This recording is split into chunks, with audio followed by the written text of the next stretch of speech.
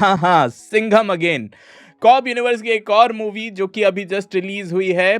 कह सकते हो कि सिंघम फ्रेंचाइज को ये आगे एक्सटेंड करती हुई है और सिंघम की ये थर्ड मूवी है। सिंघम वो मूवी थी जिसने कि उस टाइम पे अजय देवगन के करियर को बहुत ही बड़ा पुश दिया था। वो एक ग्राउंडेड मूवी थी जिससे बहुत लोग कनेक्ट कर पाते थे, थोड़ी रियलिस्टिक लगती थी। बट अब कह सकते हो कि सिंघम अगेन आते आते इतने साल बाद ये movie out of the way जा चुकी है। मतलब मैं कहना चाहता हूँ कि भाई एक्शन ले लो या कुछ भी ले लो, मूवी का ये ओवर द टॉप जा चुकी है। इसको आप फैंटेसी एक्शन के जॉनरा में कह सकते हो। आई गेस सबको पता है कि इस मूवी से क्या एक्सपेक्ट करना था। इस मूवी को क्लियरली मास मसाला ऑडियंस के लिए बनाया गया है और ये हर 10 मिनट में वही मास मोमेंट देने की कोशिश करती है। स्टोरी को साइड में रख दो, प्लॉट को साइड में रख दो, स्क्रीन प्ले को साइड में रख दो, हर 10 मिनट पे स्लो मोशन वाली एंट्री और एक मास मोमेंट, बस ये देते जाओ। तो हाँ, सिंघम अगेन को आप शॉर्ट में ऐसे ही डिफाइन कर सकते हो। मतलब एक तरह से कह सकते हो कि ये मूवी बहुत ही ज्यादा रिपीटेटिव लगती है। हर एक्टर के साथ सेम चीज बार बार होते रहता है।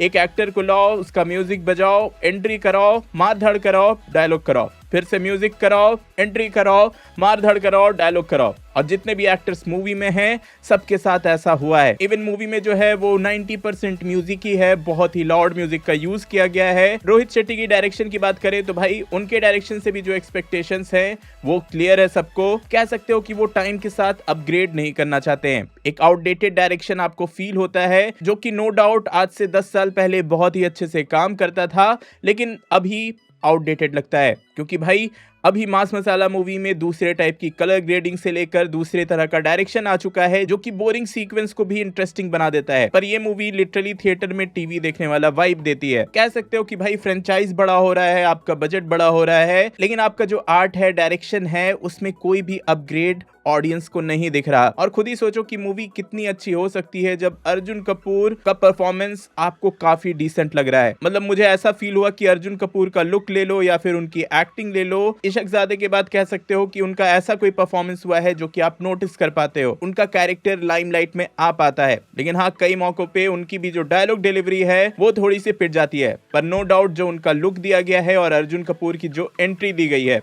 वो आपको भाई इस कैरेक्टर को लेकर एक्साइटेड तो कर देगा कि भाई ये कैरेक्टर बहुत ज्यादा एविल है। और इसी कैरेक्टर की जगह एक और लाइमलाइट छीना है मूवी से रणवीर सिंह के कैरेक्टर ने। मतलब उनका जो सिम्बा का कैरेक्टर है उस कैरेक्टर का ह्यूमर सब जानते ही हैं, तो वो ह्यूमर हमें यहाँ देखने को मिलता है। लेकिन हाँ, मैं फिर से बोलूंगा, ह्यूमर सब्जेक्टिव होता है।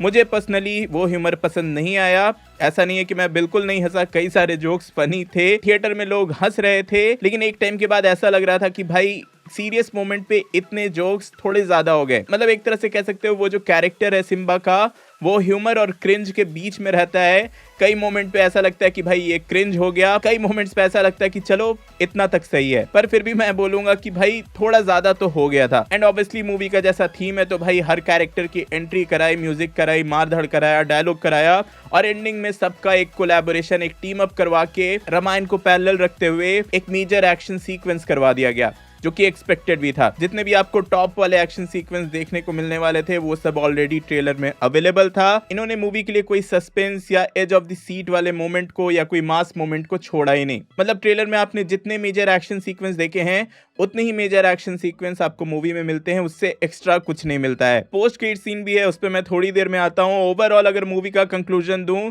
तो 2024 के हिसाब से ये मूवी एक आउटडेटेड मूवी है जो कि बहुत ही ज्यादा रिपीटेटिव लगती है। आप अगर इसके डायलॉग्स भी नोटिस करोगे तो वो भी बहुत ज्यादा चीजी हो जाते हैं और मूवी कई मोमेंट्स पे ऐसा कंफ्यूज्ड फील कराती है कि भाई कहीं लगता है कि ये जेनजी को टारगेट करने की कोशिश कर रहे हैं, लेकिन मूवी का जो ट्रीटमेंट है वो 10-15 साल पुराना है। तो हाँ, डायरेक्शन में इस तरह का कंफ्यूजन भी फील होता है। और हाँ, रामायण की बात हुई है तो थोड़ा सा उसके बारे में बता दूं तो कई सीन्स, कई मोमेंट्स रामायण से जो पैरेलल्स दिखाए गए हैं वो अच्छे भी लगते हैं, लेकिन मोस्ट ऑफ द मोमेंट्स ऐसे लगते हैं कि जबरदस्ती का कट करके बीच में डाल दिया गया है। वो होता है ना कि भाई दिवाली का टाइम है, रामायण से कनेक्ट कर दो तो मूवी अच्छा कलेक्शन कर जाएगी।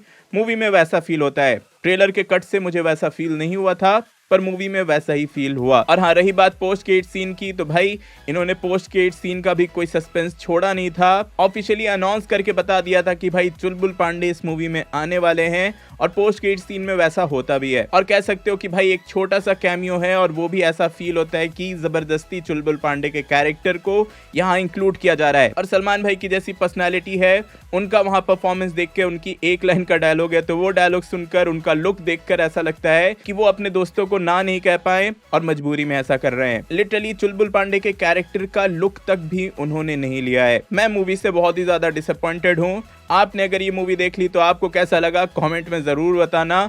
मैं मिलता हूँ आपको फिर से किसी और रिव्यू के साथ। टिल देन बी देसी बी नर्ड।